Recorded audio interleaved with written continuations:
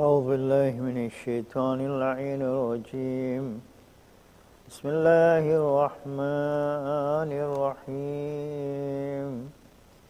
ياسين والقرآن الحكيم إنك لمن المرسلين على صراط مستقيم تنزيل العزيز الرحيم لتنذر قوما ما أنذر آباؤهم فهم غافلون لقد حق القول على أكثرهم فهم لا يؤمنون إنا جعلنا في أعناقهم أغلالا فهي إلى الأذقان فهم مقمحون وجعلنا من بين أيديهم سدا ومن خلفهم سدا فأغشيناهم فهم لا يبصرون وسواء عليهم أنذرتهم أم لم تنذرهم لا يؤمنون إنما تنذر من اتبع الذكر وخشي الرحمن بالغيب فبشره بمغفرة وأجر كريم إنا نحن نحيي الموتى ونكتب ما قدموا وآثارهم وكل شيء أحصيناه في إمام مبين واضرب لهم مثلا أصحاب القرية إذ جاءها المرسلون إذ أرسلنا إليهم اثنين فكذبوهما فعززنا بالثالث فقالوا إنا إليكم مرسلون قالوا ما أنتم إلا بشر مثلنا وما أنزل الرحمن من شيء إن أنتم إلا تكذبون قالوا ربنا يعلم إنا إليكم لمرسلون وما علينا إلا البلاغ المبين قالوا إنا تطيرنا بكم لئن لم تنتهوا لنرجمنكم وليمسنكم منا عذاب أليم قالوا طائركم معكم أئن ذكرتم بل أنتم قوم مسرفون وجاء من أقصى المدينة رجل يسعى قال يا قوم اتبعوا المرسلين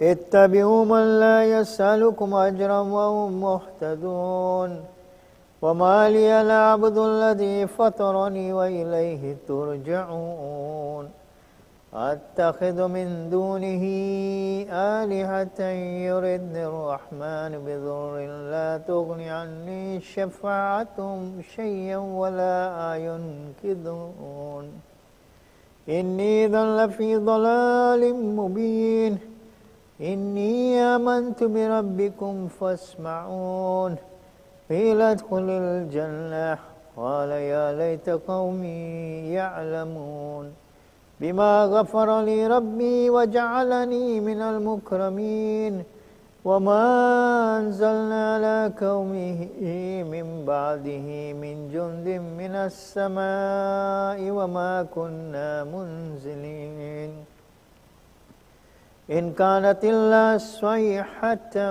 واحدة فإذا هم خامدون يا حسرة على العباد ما يأتيهم من رسول إلا كانوا به يستهزئون ألم يروا كما أهلكنا قبلهم من القرون أنهم إليهم لا يرجعون وإن كل لما جميع لدينا محضرون وآية لهم الأرض الميتة وأحييناها وأخرجنا منها حبا فمنه يأكلون وجعلنا فيها جنات من نخيل وعناب وفجرنا فيها من العيون ليأكلوا من ثمره وما عملته أيديهم أفلا يشكرون سبحان الذي خلق الأزواج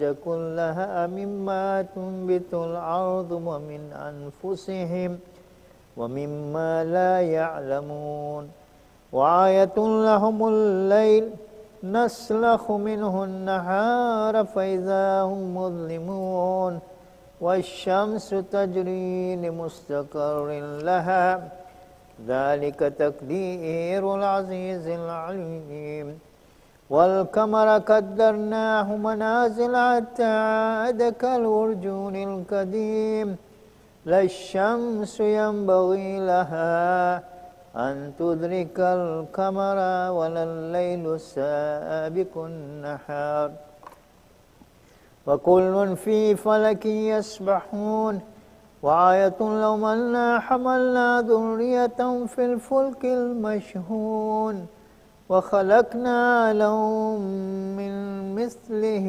ما يركبون وإن نشأ نغرقهم فلا صريخ لهم ولا هم ينقذون إلا رحمة منا ومتاعا إلى حين وإذا قيل لهم اتقوا ما بين أيديكم وما خلفكم لعلكم ترحمون وما تأتيهم من آية من آيات ربهم إلا كانوا عنها معرضين وإذا قيل لهم أنفقوا مما رزقكم الله قال الذين كفروا للذين آمنوا ونطعم من لو يشاء الله أطعمه إن أنتم إلا في ضلال مبين ويقولون متى هذا الوعد إن كنتم صادقين ما ينظرون إلا صيحة واحدة تأخذهم وهم يخصمون فلا يستطيعون توصية ولا إلى أهلهم يرجعون ونفخ في السور فإذا هم من الأجداث إلى ربهم ينسلون قالوا يا ويلنا من بعثنا من مرقدنا هذا ما وعد الرحمن وصدق المرسلون إن كانت إلا صيحة واحدة فإذا هم جميع لدينا محضرون فاليوم لا تظلم نفس شيئا ولا تجزون إلا ما كنتم تعملون إن أصحاب الجنة اليوم في شغل فاكهون هم وأزواجهم في ظلال على الأرائك متكئون لهم فيها فاكهة ولهم ما يدعون سلام قولا من رب رحيم وامتازوا اليوم أيها المجرمون ألم أعهد إليكم يا بني آدم أن لا تعبدوا الشيطان إنه لكم عدو مبين وأن اعبدوني هذا صراط مستقيم ولقد ضل منكم جبلا كثيرا أفلم تكونوا تعقلون هذه جهنم التي كنتم توعدون اصلوها اليوم بما كنتم تكفرون اليوم نختم على أفواههم وتكلمنا أيديهم وتشهد أرجلهم بما كانوا يكسبون ولو نشاء لتمسنا على أعينهم فاستبقوا الصراط فعنا يبصرون ولو نشاء لمسخناهم على مكانتهم فما استطاعوا مضيا ولا يرجعون ومن نعمره ننكسه في الخلق أفلا يعقلون وما علمناه الشعر وما ينبغي له إن هو إلا ذكر وقرآن مبين لينذر من كان حيا ويحق القول على الكافرين أولم يروا أنا خلقنا لهم مما عملت أيدينا أنعاما فهم لها مالكون وذللنا لهم فمنها ركوبهم ومنها يأكلون ولهم فيها منافع ومشارب أفلا يشكرون واتخذوا من دون الله آلهة لعلهم ينصرون لا يستطيعون نصرا وهم لهم جند محضرون فلا يحزنك قولهم إنا نعلم ما يسرون وما يعلنون أولم ير الإنسان أنا خلقناه من نطفة فإذا هو خصيم مبين وضرب لنا مثلا ونسي خلقه قال من يحيي العظام وهي رميم قل يحيي الذي أنشأها أول مرة وهو بكل خلق عليم الذي جعل لكم من الشجر الأخضر نارا فإذا أنتم منه توقدون أوليس الذي خلق السماوات والأرض بقادر على أن يخلق مثلهم بلى وهو الخلاق العليم إنما أمره إذا أراد شيئا أن يقول له كن فيكون فسبحان الذي بيده ملكوت كل شيء وإليه ترجعون سبحان ربك رب العزة عما يصفون والسلام على المرسلين والحمد لله رب العالمين اللهم صل على رحم الله من قرأ سورة مباركة الفاتحة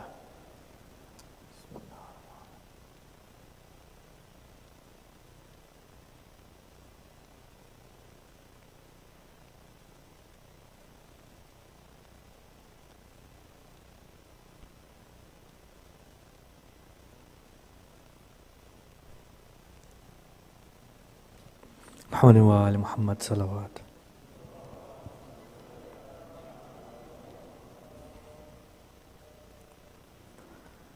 آج بھی زینب کی آتی ہے صدا بھائی حسین آج بھی زینب کی آتی ہے صدا بھائی حسین تیرا چہرہ تیری آنکھیں بھول کب پائی حسین آج بھی زینب کی آتی ہے صدا بھائی حسین چلتے ناکے سے گرایا خود کو جلتی ریت پر ارے چلتے ناکے سے گرایا خود کو جلتی ریت پر گھٹنیوں کے بل میں تیری لاش تک آئی حسین تیرا چہرہ تیری آنکھیں بھول کب پائی حسین بس میں گھبرائی تھی خنجر تجھ پہ چلتا دیکھ کر، بس میں گھبرائی تھی خنجر تجھ پہ چلتا دیکھ کر، پھر کسی مشکل میں گر کر میں نہ گھبرائی حسین، تیرا چہرہ تیری آنکھیں بھول کب پائی حسین، کون تھا جو مرنے والوں میں نہیں تو خوبرو، ارے کون تھا جو مرنے والوں میں نہیں تھا خوبرو، بھولنے بیٹھی تو کس کس کی نہ یاد آئی حسین، تیرا چہرہ تیری آنکھیں بھول کب پائی حسین، بہہ رہے تھے آنکھ سے آنسو تیری رخصت کے وقت، ارے بہہ رہے تھے آنکھ سے آنسو تیری رخصت کے وقت، پھر کوئی آنسو نہ ٹپکا آنکھ پتھرائی حسین، تیرا چہرہ تیری آنکھیں بھول کب پائی حسین، ہاتھ میں کوزے لیے سب آسماں تکتے رہے، ہاتھ میں کوزے لیے سب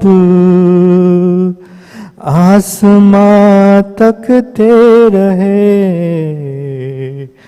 ابر نے ایک بوند پانی کی نہ برسائی حسین، تیرا چہرہ تیری آنکھیں بھول کب پائی حسین،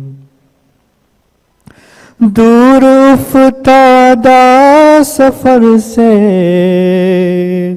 لوٹ کر میں نے نوید، ارے دور افتادہ سفر سے لوٹ کر میں نے نوید، ٹھنڈا پانی جب پیا بس تیری یاد آئی حسین، تیرا چہرہ تیری آنکھیں بھول کب پائی حسین، آج بھی زینب کی آتی ہے صدا بھائی حسین، محمد وآل محمد صلوات۔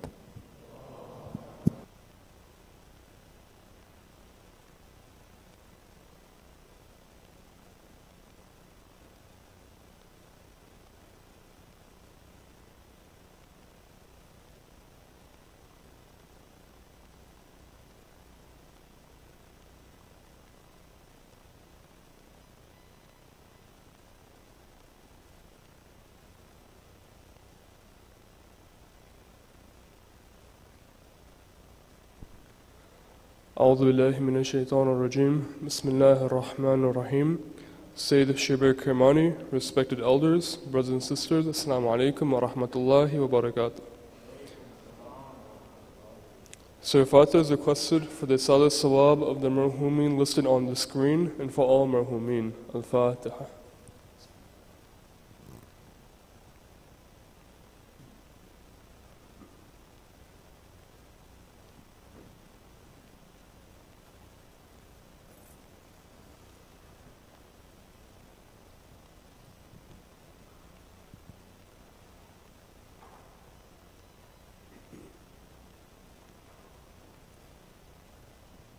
Ayamun Yujibu is requested for the names listed on the screen and for all those in need here and elsewhere. Bismillahir Rahmanir Rahim. Amman yujibul mustara idha da'ahu yakshifu su'. أمن يجيب المضطر إذا دعاه يكشف السوء أمن يجيب المضطر إذا دعاه يكشف السوء أمن يجيب المضطر إذا دعاه يكشف السوء أمن يجيب المضطر إذا دعاه يكشف السوء. Youth and Who is Hussein collaboration. The youth, in collaboration with Who is Hussein, have planned to make packages for the homeless this Saturday, February 19th from 7 p.m. to 10 p.m. It will also be a game night, and they will have a bake sale, the proceeds of which will go to the homeless. A pizza dinner will also be served, and all youths ages 12 to 25 are invited to join. To RSVP, please message 407-421-2980. We are pleased to share the upcoming program schedule for the first week of Sha'ban with our guest speaker, Sayyid Asad Jafri. During Sayyid Asad's visit, there will be various programs held for the entire community. These include, first of which will be a youth beach event on Friday, March 4th. Watch out for more details in the newsletter. Second, a special 2-day course for the adults titled Renew the Self. Classes will be held on Saturday, March 5th from 11 a.m. to 4 p.m. and on Sunday, March 6th from 2:30 p.m. to 5:30 p.m. Registration is required, and see the upcoming weekly for more details. Finally, Sayyid will also be delivering a lecture series during the 3 Sha'ban Kushali nights on the topic of the power of resistance. Program details will be shared in the weekly and announced during regular programs. We look forward to welcoming Sayyid Asad and encourage everyone to take advantage of the programs during his visit to Orlando. Khums Ijaza. We wish to inform you that we continue to have official authorization to collect Khums dues to be used fully towards the running and maintenance of Masjid Hayy. You may fulfill your obligated religious dues by generously supporting Masjid Hayy. At this time, I'd like to invite Sayyid Shabbir to recite tonight's majlis with a loud salawat ala Muhammad wa ali Muhammad.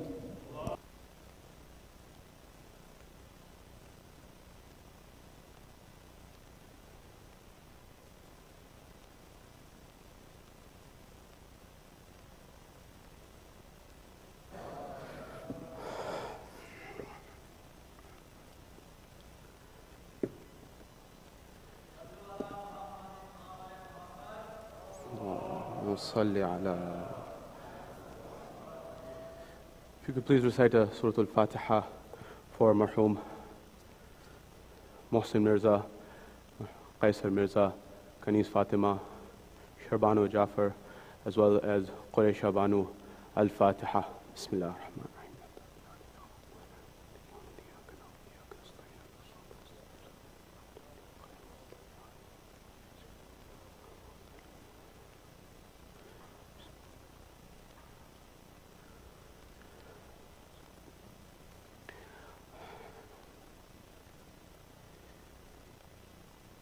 أعوذ بالله من الشيطان اللعين الرجيم بسم الله الرحمن الرحيم فوض أمري إلى الله إن الله بصير بالعباد ولا حول ولا قوة إلا بالله العلي العظيم حسبنا الله ونعم الوكيل ونعم المولى ونعم النصير والصلاة والسلام والتحية والإكرام على الرسول المسدد المصطفى الأمجد المحمود الأحمد الذي سمي في السماء بأحمد وفي الأرض بأبي القاسم محمد. اللهم صل على محمد وعلى أهل بيت الطيبين الطاهرين المعصومين المظلومين المنتجبين الذين أذهب الله عنهم الرجس وطهرهم تطهيرا. اللهم صل على محمد. وقل رب اشرح لي صدري ويسر لي أمري واحلل عقدة من لساني يفقه قولي. أما بعد، قال الله تبارك وتعالى في كتاب الكريم: بسم الله الرحمن الرحيم، قل لا أسألكم عليه أجرا إلا المودة في القربى.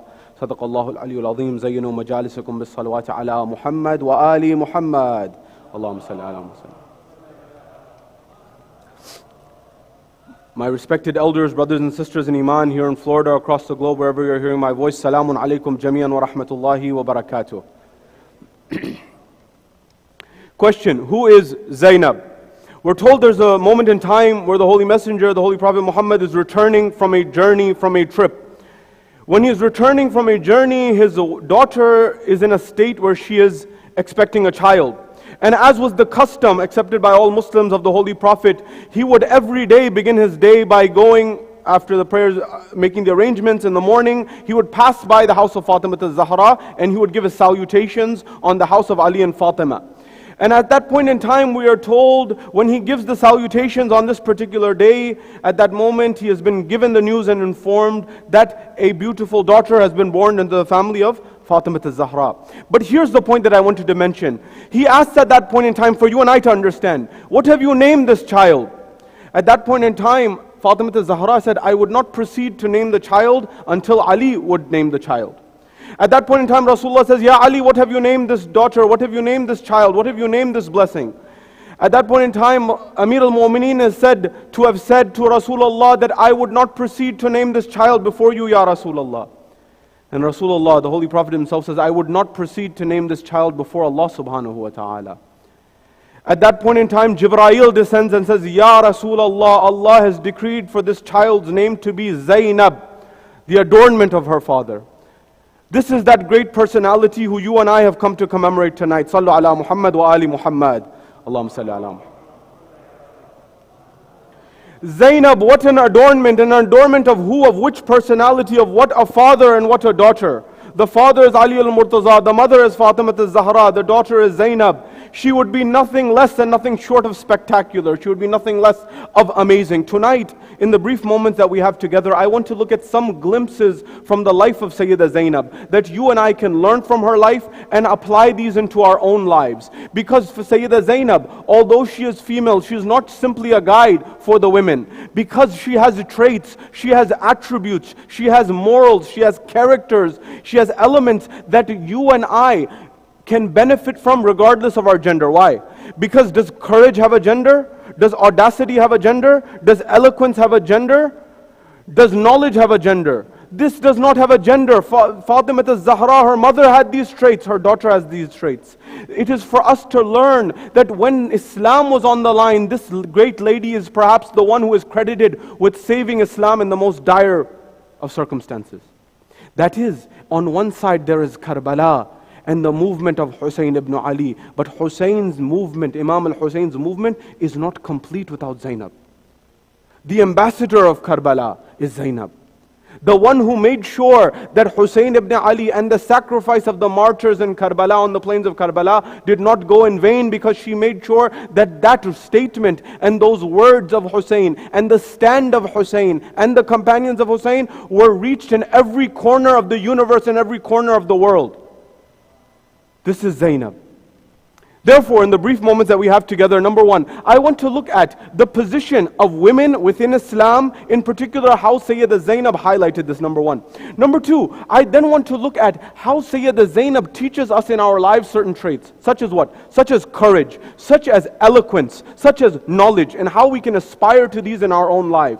At the next level, at the third level, I want to look at what was the lifestyle and the sacrifice of Sayyida Zaynab, that she made a big one of the most biggest sacrifices that a human being can make.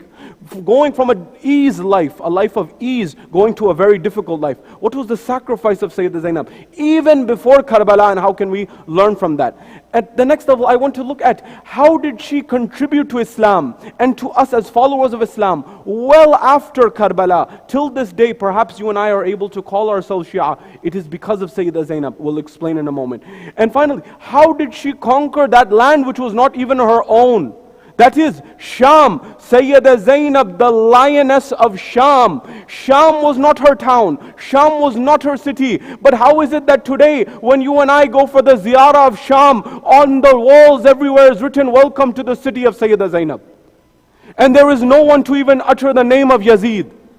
How time tells the truth, and who is the true victor, and who is the one who obtains victory. This is our agenda, inshallah, for the brief moments that we have together. Wherever you are, here in Florida, across the globe, wherever you're hearing my voice, from the bottom of your heart, send a salawat on Muhammad wa ali Muhammad. At the first level, one of the main elements that I often discuss when it comes to the rights and the role and the position of women in Islam, when we discuss a personality such as Sayyida Zainab, we should remember at the onset that we are those people who not only follow on one side and have personalities such as Rasulullah, the Holy Prophet, such as Imam Ali alayhi salam, Imam Amir al-Mu'min, and Hussein ibn Ali, Imam Hussein alayhi salam. We have these personalities, we have these figures, we have these leaders, we have Muhammad, we have Ali, we have Hussein. But in parallel with these individuals, we have the likes of Khadija, Fatima and Zainab. That is to say that we must understand the position and the rights of women within Islam. Unfortunately, due to our world and the modernity of our world and many of the media misperceptions that exist, we must clarify this matter. I have often mentioned, and I remind you, us as brothers, oftentimes we blend into society. People may not even know that we are Muslim. They may think that, for example, we are Indian of other religious background. They may think, for example, we are Italian or Spanish, Hispanic, or some other religion or some other culture. But when a sister wears hijab, not my words, the University of Hawaii did a study on what are the most prominent indicators of someone's religion in America today. And they said number 2 on the list was the turban that the Sikhs wore. The Sikh community, our friends who were attacked in the Milwaukee, you may remember a few years back. Our common enemy, as you know, and I remind you again, our common enemy is not any other religion. We are not at odds with Christianity, we are not at odds with Judaism, we are not at odds with Hinduism or any other Sikhism or any faith. We are at odds with ignorance, with jahl. Because when the people attacked the Gurdwara of the Sikh community in Milwaukee a couple of years ago in Wisconsin, they were thinking they were Muslims. Because they could not tell the difference between this turban and that turban. They could not tell the difference between a white or a black or a yellow turban. We must build bridges with other communities because today that is them, tomorrow it will be us. They'll come attack an alim who's wearing a... And even if that's not even the case, it's the right thing to do on principle. We should stand up for justice and truth and equality. The second on the list was the turban that the Sikhs wear. Number 1 on the list, according to the University of Hawaii, the number 1 indicator of someone's faith in America is the hijab that Muslim sisters wear. As soon as a sister wears the hijab, it's clear what religion they're following. There's no two ways about it. So when she has to, and then she has to face Islamophobia that exists in our society. And I've mentioned to you, there are certain things that you can do as a politician to raise a lot of funds. I mentioned to you, one was, for example, in the last 2 decades, be Islamophobic. If you're a politician in America, you want to raise funds very easily, become Islamophobic, you'll raise a lot of funds. Similarly, right now, during COVID, one of the easiest and best ways to raise funds as a politician was to become anti-scientific.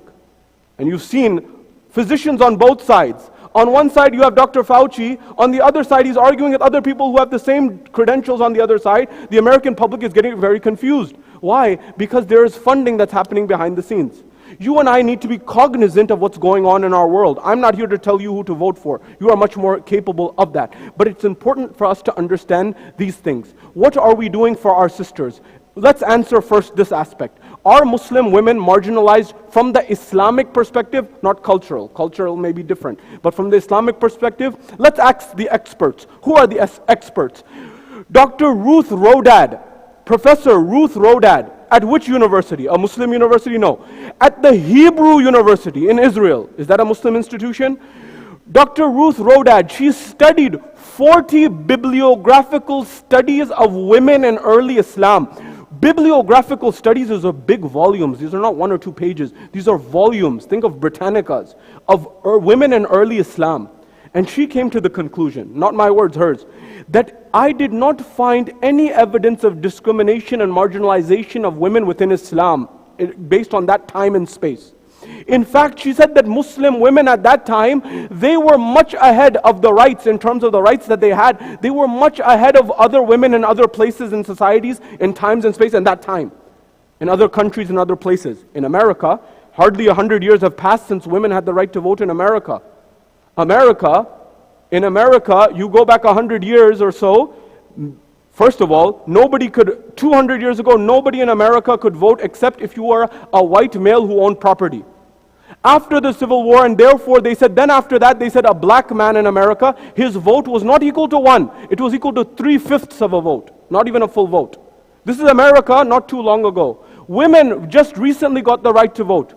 So at that time, what Islam did was monumental in terms of rights. Number one. Number two, when it came to rights, the Emir Stein Institute, not a Muslim institution, it said the first documented anti-racist in history that we know of is Muhammad.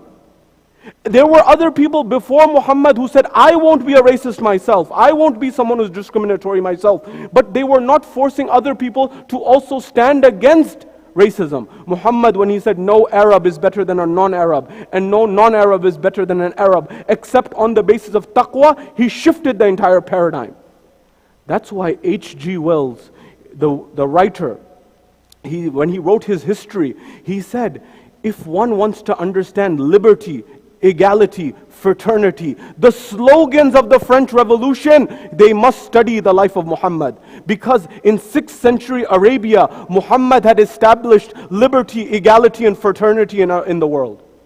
Well before the French Revolution. You and I don't know the history oftentimes. Do you know, if you don't know the history of French Revolution, you don't know the history of democracy in our modern world. Do you know, oftentimes when you listen to politics, when you read the news, for example, you hear this is what the right is saying, this is what the left is saying, this is what the right is saying, this is what the left is saying. These terms are used. Do you know where this term comes from? This comes directly from the French Revolution. In the French Revolution, when they were moving from a environment of a kingdom to a republic, they would have the president stand in the middle of what they would become their parliament when they're building the republic.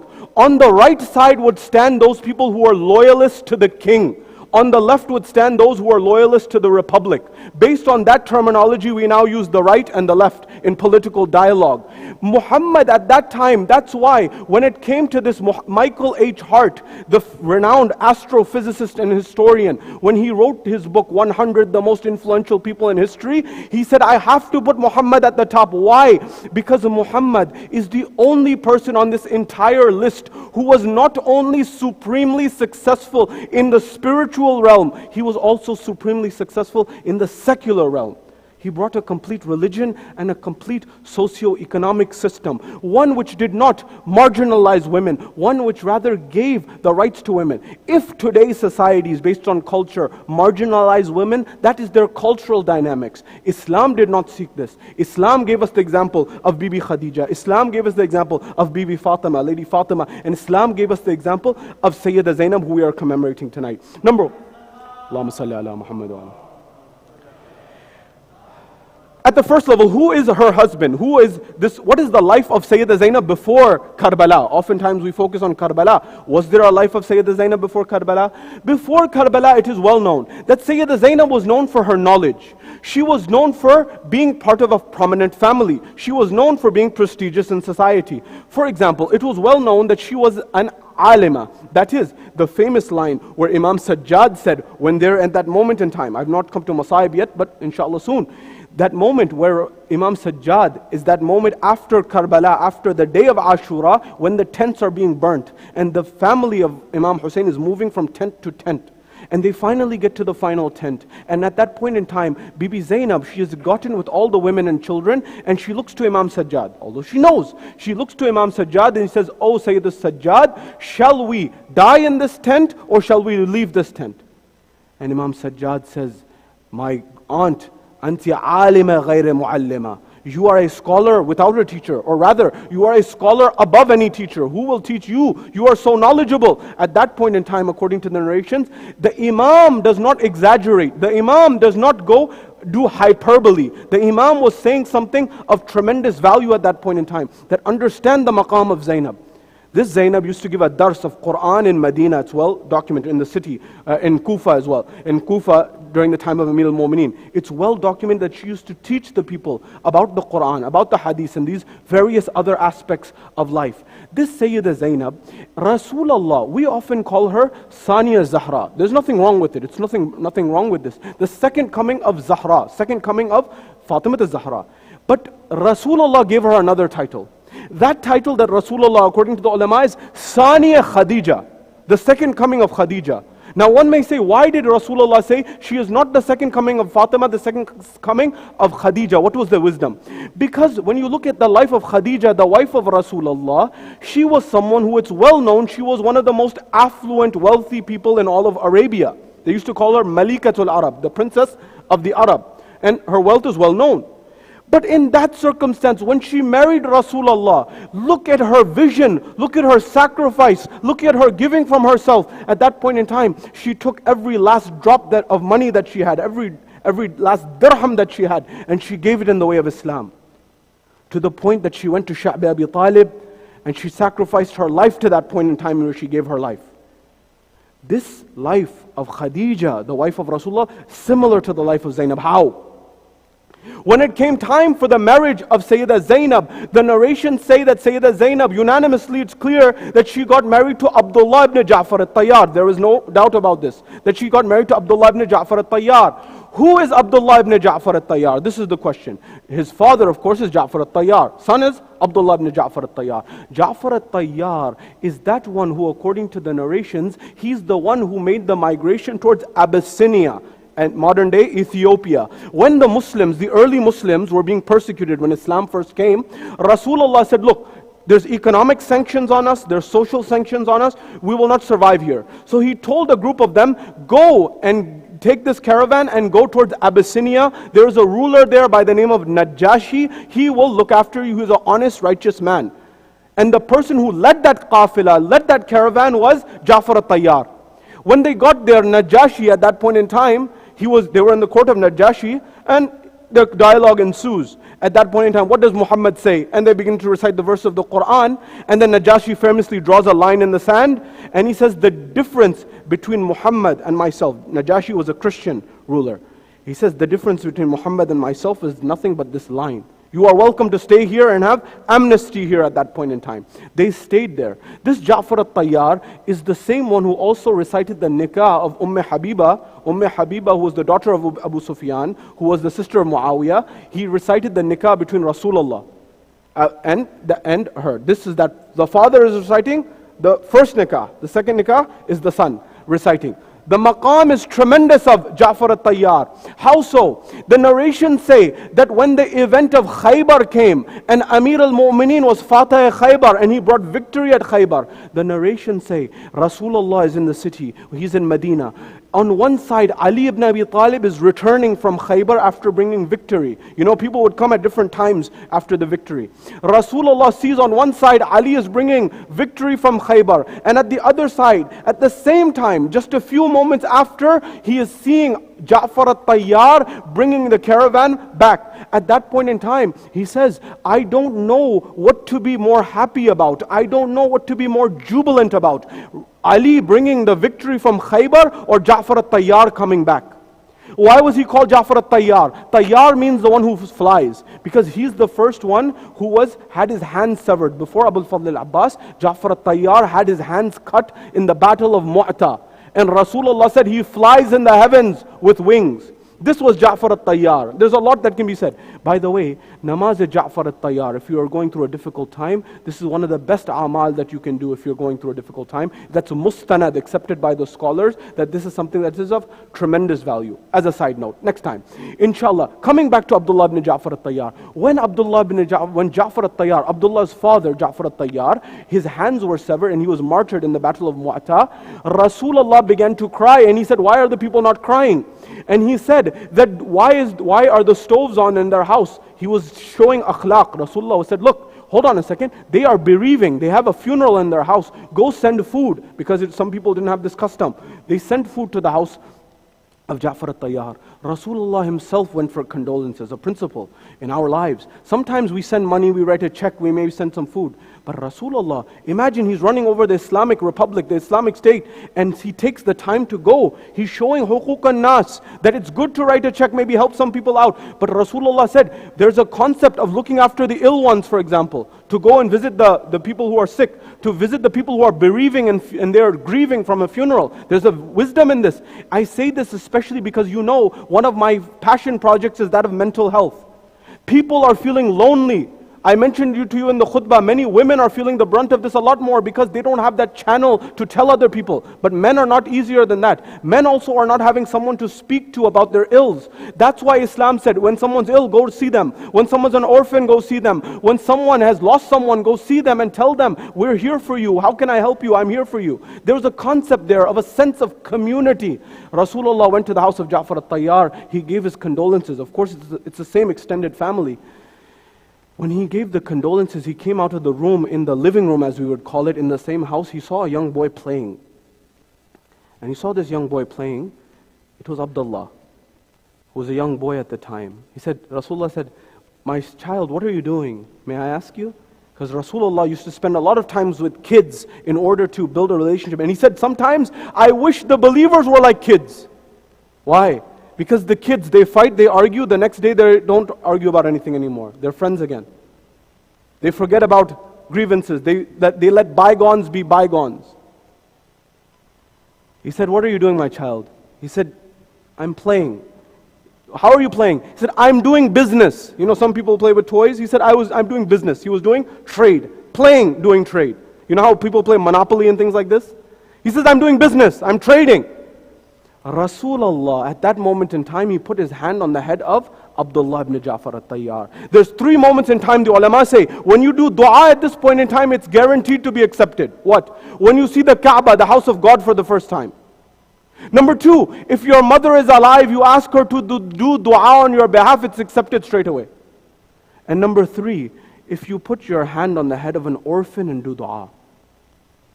Amir al-Mu'mineen, in his final moments of his life, a man saves his breath, his final breath, for the most valuable lesson. He says, Allah, Allah fil Quran. Allah, Allah, a point of emphasis. By Allah, the Quran. Allah, Allah fil Quran. Allah, Allah fil aytam. Allah, Allah fil masakeen. He says, by Allah, the Quran. By Allah, al-masakeen. By Allah, the poor people, do not forget them. And by Allah, the orphans. Do not forget the orphans. Amir al-Mu'mineen says, how many verses of the Quran?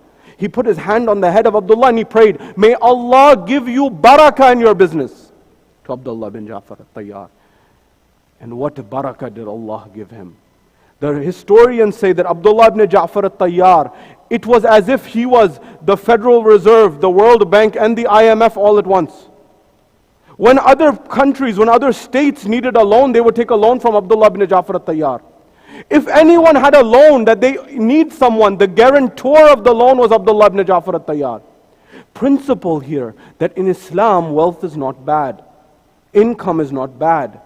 Riches are not bad. However, the principle is, what do you do with it? Abdullah ibn Ja'far al-Tayyar was using the wealth and the property and everything that Allah had given him through his hard work. He was using it to alleviate the loans of poor people. He was looking after people's rights. He was giving a tremendous amount in charity. We have narration after narration that says that the best aid to faith is wealth. You may say, best aid to faith is wealth? I heard from the mimbar my whole life that this world is 2 days, this world has no value, this world is... You didn't understand the principle. The Ahlul Bayt, if you read their true sayings, if you look at the life of Imam Ali, which I mentioned to you, Imam Hassan, Imam Hussein, do you know how much wealth they had? The issue was this: as their income increased, as their wealth increased, as their properties increased, they did not increase their standard of living, they increased their standard of giving. That is what's different. Aba Abdullah, did he not buy the land of Karbala and waqf it to the people?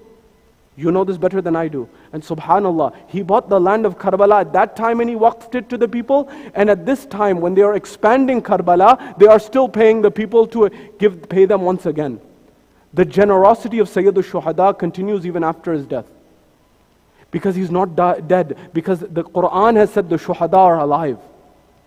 You and I need to learn from these examples. Nonetheless, Abdullah ibn Ja'far al-Tayyar was very wealthy. When Zaynab married into this family, Zaynab lived a life of comfort, apparently. She lived a life where she had everything. She had people working. She had a lot of wealth in the house. In that environment where she had everything, she also sacrificed everything to go to Karbala. This is a principle. Does your wealth control you, or do you control your wealth?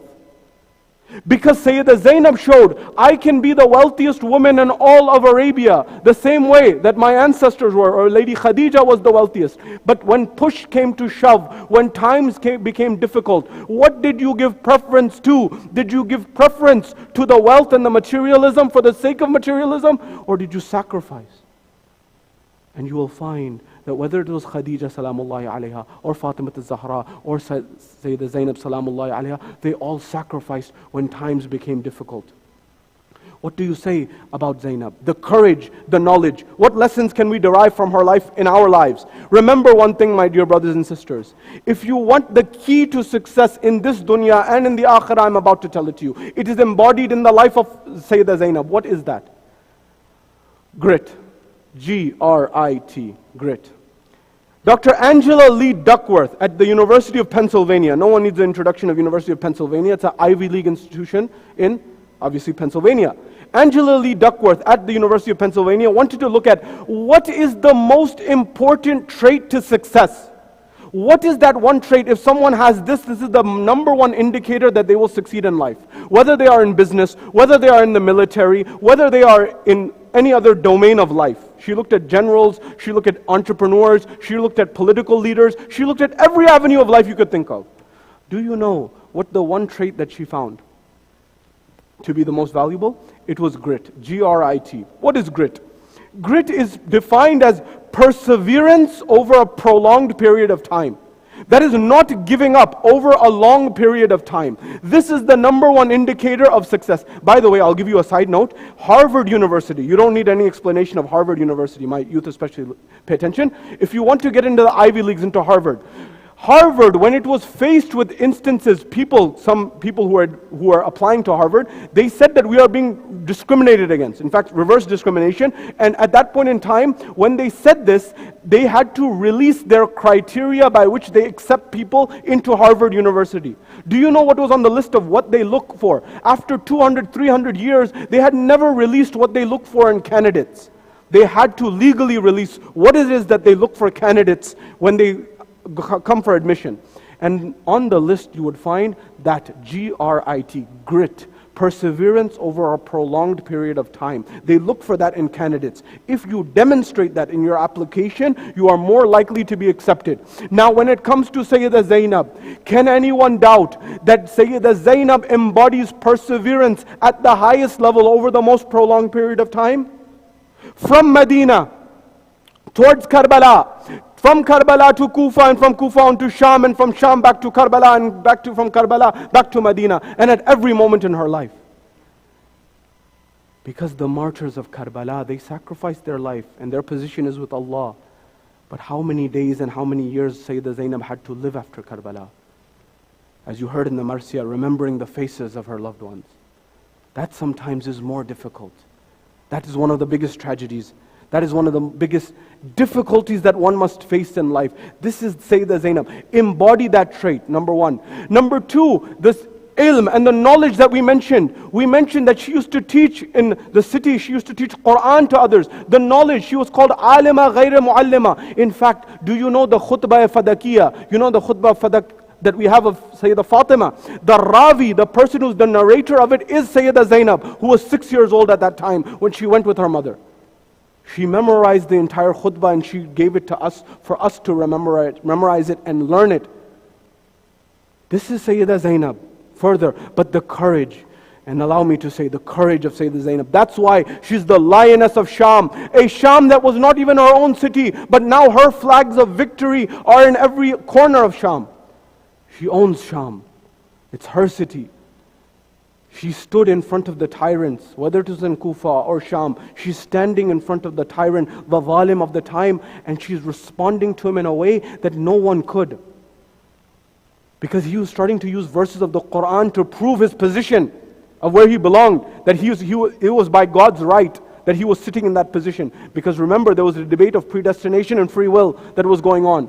And the Umayyads paid a lot of money in order for predestination to become the common narrative. Because if a predestination is the common narrative, then what happens? The result of that is that people will begin to say that everything is predestined, it's not free will. If everything is predestined, then I as the ruler, I am sitting in this seat by the predestiny of God. And if I am sitting in this seat by the predestiny of God, if you speak out and revolt against me, you are speaking out against the will of God. And therefore you are to be killed. Till this day, certain countries in the world use this ideologies that the Umayyads spread, so they can stay in their seat and their power. He started to recite, تُؤْتِي الْمُلْكَ مِمَّنْ تَشَاءُ وَتُنْزِلُ الْمُلْكَ مِمَّنْ تَشَاءُ وَتُعِزُّ مَنْ تَشَاءُ وَتُضِلُّ مَنْ تَشَاءُ. That Allah gives izzah, and Allah gave us izzah. Sayyida Zainab, she became the lioness like her father was the lion. And she said, what did you say? يَبْنَ الطُّلَقَى. She addressed him as Yabna Tulaqa. Imagine a lady who is standing in front of you as followers of Ahlul Bayt, lovers of the Ahlul Bayt. You have the love of the Ahlul Bayt in your heart. But imagine speaking in front of a crowd of enemies, of tyrants. And people in that court were not just from the Arab belt. They were from Rome, from Byzantium. They were from modern day Turkey. They were from Persia. They were from the entire African belt. Everyone was there because all the dignitaries of society were there. You know, some people, the biggest fear in America, statistically, you can look it up, and it was well known in the 90s, the number one fear in America is public speaking. People, some of the wealthiest people, some of the most prestigious people in society, when it comes to speaking in front of a crowd, they start shaking. Imagine Sayyida Zainab in that state, she is looking the tyrant in his eyes metaphorically, and she's saying at that point, Yabna Tulaqa. Yabna Tulaqa meaning what? Tulaqa were those people when Fatih Makkah happened, when Rasulullah conquered Makkah, he said, look, I'm giving amnesty. We've conquered Makkah, I'm giving amnesty to anyone who goes and sits in the house of Abu Sufyan. Nothing will happen to you. And when they went to the house of Abu Sufyan, those people were called Tulaqa. They eventually became Muslim, but the principle was these are Tulaqa. Because the principle in Islam was the Tulaqa cannot become Khulafa. Why? Because there were questions about why they became Muslim.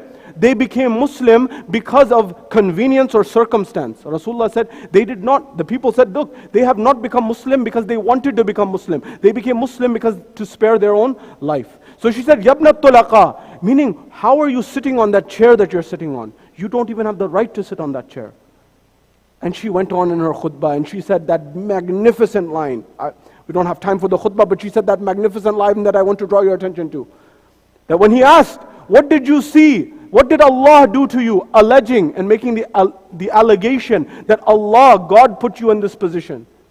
That God put you in this difficult circumstance. It wasn't us, it wasn't me giving the orders for your brother to be killed and your family to be killed. No, God chose this to happen. She looked back and she said, Ma ra'aytu illa jamila. I saw nothing but beauty. What wisdom! The mind has not reached the wisdom of Sayyida Zainab. Why? Because my dear brothers and sisters, especially those who are bereaving, those who are remembering their loved ones, and we're all remembering our loved ones tonight, but especially those families who have recently lost loved ones. If there is anything in modern psychology that can help you cope with the difficulties and adversities of losing a loved one, it's this line that Sayyida Zainab said. What is that? Gratitude. These are not my words. Very quickly. The wealthiest people in the world, when they ask, what is it that can help us? For example, the likes of Sheryl Sandberg, who is CEO at Facebook, billionaire.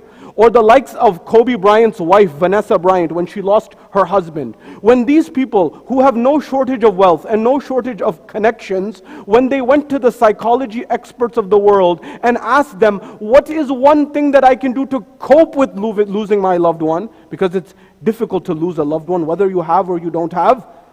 What can you do? The psychologists are unanimous. They say one thing: gratitude, to be grateful. They all respond, how is it that you want me to be grateful when I lost my husband? How do you want me? Sheryl Sandberg lost her husband. Vanessa Bryant lost her husband. How do you want me to be grateful? They said, look, this is the psychology of how the mind works. What you need to do is turn your mind and focus on not the loss. You focus on the beautiful years you had together, the time that you spent together. And you stop focusing on the loss. If you focus entirely on the loss, you don't focus on the beauty that you saw. That God gave you the ability to spend so much time with your loved one. That you met them, that you spent time with them. And perhaps it was not worse than it could have been. In the case of Sheryl Sandberg, Dr. Adam Grant at the University of Pennsylvania said, I need you to think about this because it will help you. He said, look, your husband died. I know it's difficult. You have these 2 children to raise, but it could have been worse. She said, how could it have been worse? It could have been worse if your children were in the back seat and your husband was driving the car and he crashed the car and they all died. God forbid. You still have your children. There is always a silver lining. Find that silver lining, it will help you cope. Sayyida Zainab says, Ma ra'aytu illa jamila. I saw my brother butchered. I saw my Banu Hashim brothers butchered. 18 wounds. Difficulty. No doubt it's difficult. But she never made an allegation against Allah. She said, Allah only showed me beauty. Spend a lifetime analyzing that, it's not sufficient. What else is there to say? She shook the court of Yazid. That's all I wanted to say. Who is Zainab? The words do not do justice to Zainab. The poet says, Khatum hai fasl kama bol rahi hai Zainab. Allahu Akbar. Fasl means season. Kama is the bow. Bow and arrow season is finished. Who's speaking? Zainab is speaking. Khatum hai fasl kama bol rahi hai Zainab. Kaun bolega jahan bol rahi hai Zainab. और तीरों शमशीरों सिनाहों के सितम के लश्कर, तीरों शमशीरों सिनाहों के सितम के लश्कर, थक गई सबकी ज़बां बोल रही है ज़ैनब, थक गई सबकी ज़बां बोल रही है ज़ैनब, और मुद्दतों बाद फिर से सुना है अली का लहजा, मुद्दतों बाद फिर से सुना है अली का लहजा, क्यों ना झूमेगी अज़ां बोल रही है ज़ैनब, क्यों ना झूमेगी अज़ां बोल रही है ज़ैनब, और ए यजीद इससे बड़ी हार तेरी क्या होगी?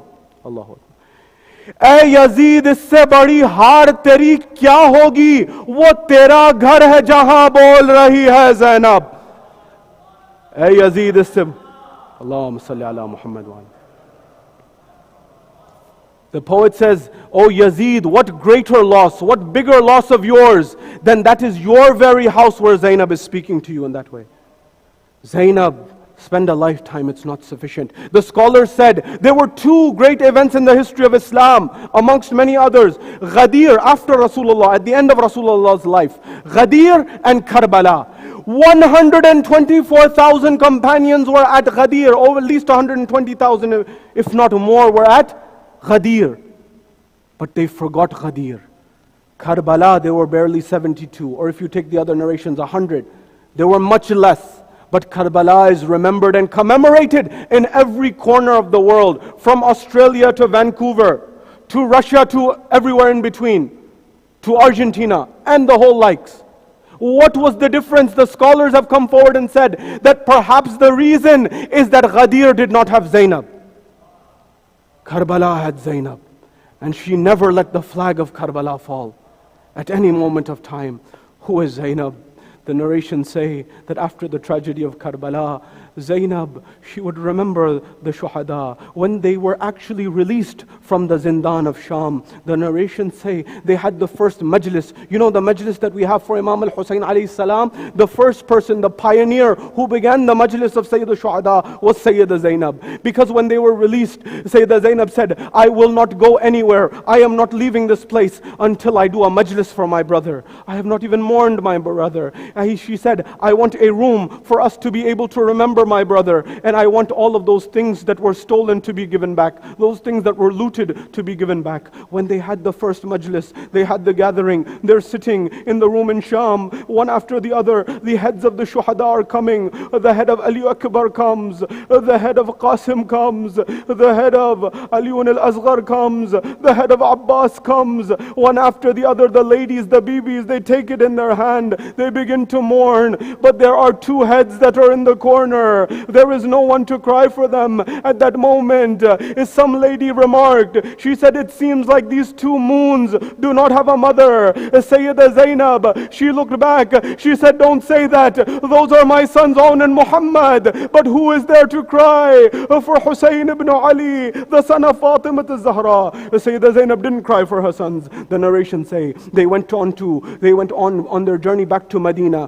When they were going back to Medina, Bishr comes to Imam Sajjad. He said, Sayyidus Sajidin, one road to Medina, one road to Karbala. Where will you go? Imam Sajjad says, my aunt Zainab, one road to Medina, one road to Karbala. Where will you go? She says, I will go to Karbala. Take me to Karbala. They go to Karbala. Some narrations say she went to the grave of Imam Hussein. Some say she went to the Alqama. She went to the Furat, to the grave of Abbas. Whatever narration you take, Sayyida Zainab, she got all the women together and then they went back to Medina. Allah knows how the mothers left the graves of the children. They went towards Medina. When they got to Medina, the narrations say that Sayyida Zainab, she would do a majlis in her house where she was staying. She had not gone to her own home yet. She used to do a majlis every night in the house and she would remember the shuhada. But one moment in time came where Abdullah ibn Ja'far al-Tayyar, he had become elderly, he had lost his sight. He came to Imam Sajjad. He said, O Sayyidus Sajidin, O Zainul Abidin, tell your aunt Zainab to come home. She has not come to her own home since she has come back to Medina. At that point in time, Imam Sajjad came to Bibi Zainab and he said, my aunt Zainab, can you please go home?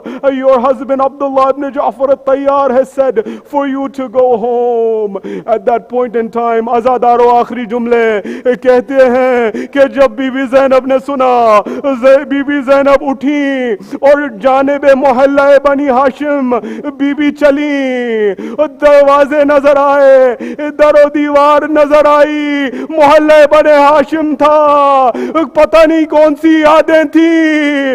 Zainab ने दरवाजा खोला, दो मुसल्ले नजर आए, ज़ैनब लिपट गई, कौन? मोहम्मद, मेरे लख्त जिगर। وسيعلم الذين ظلموا أي منقلب ينقلبون إنا لله وإنا إليه راجعون.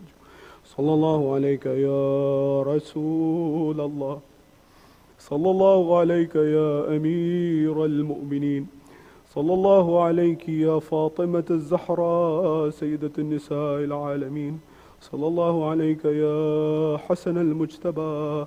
السلام على الحسين وعلى علي بن الحسين وعلى أولاد الحسين وعلى أصحاب الحسين، خصوصا سيدي ومولاي أبي الفضل العباس بن أمير المؤمنين وزينب بنت علي. Ya Allah, we ask you to accept this ibadah. Ya Allah, we ask you to allow us to learn from the life of Sayyida Zainab. Ya Allah, we ask you to alleviate the suffering of all those who are suffering, either through their health or through their wealth or otherwise. Ya Allah, increase the tranquility of our world and the peace of our world. And Ya Allah, hasten the reappearance of Imam Sahib Lasu al-Zaman. If you could please recite Surah Al-Fatiha for Marhum Muhsin Mirza, Qaisar Mirza, Kaniz Fatima, as well as for Sharbanu Jafar, as well as Quraisha Banu, and for your marhumin, for our marhumin, and for all those who do not have someone to recite Al-Fatiha for them in this night. Surah Al-Mubarak, Al-Fatiha ma'as salawat.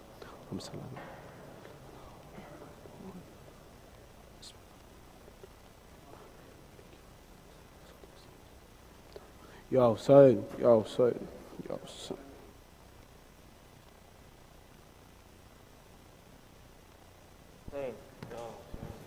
Hussein. तू ना आया गाजी जब रिदा sir से छिनी, میں صدا دیتی رہی تو نہ آیا غازی. جب ردا سر سے چھنی میں صدا دیتی رہی تو نہ آیا غازی. جب ردا سر سے چھنی میں صدا دیتی رہی تو نہ آیا غازی. آل عمران کہاں اور زندان کہاں، یہ بہن قید ہوئی تو نہ آیا غازی. جب ردا سر سے چھنی میں صدا دیتی رہی تو نہ آیا غازی. ہم کو پانی نہ ملے تیری خوشبو تو رہے، تیرے بازو نہ کٹے چاہے مشکی زچ دے، یہ مگر ہو نہ سکا تیرے بازو ہے جدا، مجھ پہ ہے تشنہ لبی تو نہ آیا غازی. جب ردا سر سے چھنی میں صدا دیتی رہی تو نہ آیا غازی. جب ردا سر سے چھنی میں صدا دیتی رہی تو نہ آیا غازی. دھوپ میں تو تھا شجر، تجھ سے آباد تھا گھر، ہے برہنا میرا سر، کیا نہیں تجھ کو خبر، اے علمدار وفا اے علمدار وفا اس بہن کو بخدا، تجھ سے دھارستی بڑی تو نہ آیا غازی. جب ردا سر سے چھنی میں صدا دیتی رہی تو نہ آیا غازی. آ گئی شام علم لٹ گئے لے حرم، ریت پر جلتی ہوئی ہو گیا ٹھنڈا علم، اے علمدار وفا تو اے علمدار وفا تجھ سے ہے دھارس مجھے، یہ بہن قید ہوئی تو نہ آیا غازی. جب ردا سر سے چھنی میں صدا دیتی رہی تو نہ آیا غازی. آ گئی شام علم لٹ گئے لے حرم، ریت پر جلتی ہوئی ہو گیا ٹھنڈا علم، پرسہ دینے کے لیے تجھ سے ملنے کے لیے آ گئے بابا علی تو نہ آیا غازی. جب ردا سر سے چھنی میں صدا دیتی رہی تو نہ آیا غازی. جب ردا سر سے چھنی میں صدا دیتی رہی تو نہ آیا غازی. کیا کہوں شعر میرے میری داہم کو لیے، یہ مسلمان سارے شہر در شہر گئے، خلقت کوفہ کبھی، خلقت شام کبھی، بارہا ہم پہ ہنسی تو نہ آیا غازی، جب ردا سر سے چھنی میں صدا دیتی رہی، تو نہ آیا غازی، جب ردا سر سے چھنی میں صدا دیتی رہی، تو نہ آیا غازی۔ کتنی بے بس تھی بہن اے شہنشاہ وفا، نام لے لے کے میرا جب یہ ظالم نے کہا، ناز تھا جس پہ تجھے اب بلاؤ نہ اسے، اور میں روتی رہی، تو نہ آیا غازی، جب ردا سر سے چھنی میں صدا دیتی رہی، تو نہ آیا غازی۔ جب ردا سر سے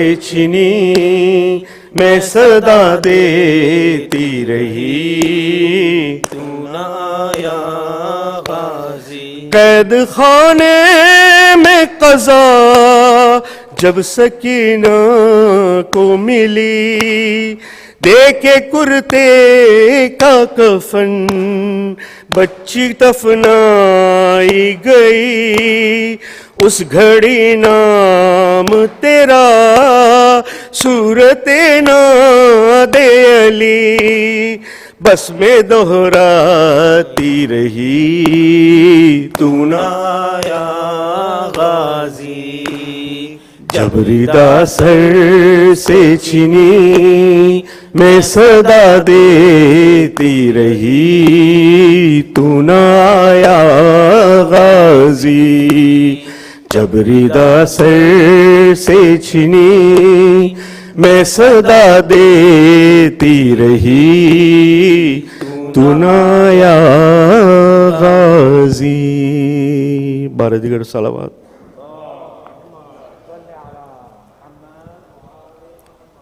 سورۃ الفاتحہ۔